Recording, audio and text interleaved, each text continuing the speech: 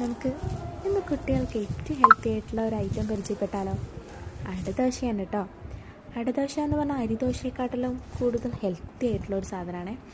ഇതിൽ ഉഴുന്നും അരിയും പരിപ്പും വറ്റൽമുളകും കറിവേപ്പിലയും അങ്ങനെ എല്ലാം ചേർത്തിട്ട് അരച്ചിട്ട് അപ്പം തന്നെ ഉണ്ടാക്കിയെടുക്കാൻ പറ്റുന്ന ഒരു കിടിലൻ ഐറ്റം. ഇവിടുത്തെ കുട്ടികൾക്ക് നല്ലൊരു ഇഷ്ടമുള്ള ദോശയാണ്. അതായത് വെറുതെ ദോശയായിട്ട് തന്നെ കഴിക്കാം. ഇതിൻ്റെ കൂടെ സൈഡ് ഡിഷായിട്ടൊന്നും വേണ്ട. കാരണം അതിന് ചെറിയൊരു എരിവും ഒരു പ്രത്യേക ടേസ്റ്റാണ്. പിന്നെ ഇതിൻ്റെ ഓരോ കണ്ടൻറ്റും അനുസരിച്ചിട്ട് അതിന് ചെറിയൊരു വ്യത്യാസം വരും. ഓരോ തവണ ഉണ്ടാക്കുമ്പോഴും ചെറിയ വ്യത്യാസം ഉണ്ടാവും.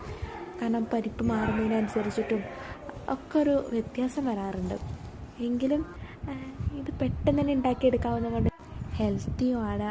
കുട്ടികൾക്ക് ഇഷ്ടമായതുകൊണ്ട് തന്നെ കൂടുതൽ ഉണ്ടാക്കാൻ ശ്രമിക്കാറുണ്ട്. ചൂടോടെ കഴിക്കുമ്പോൾ അതിൻ്റെ ടേസ്റ്റ് ഒന്ന്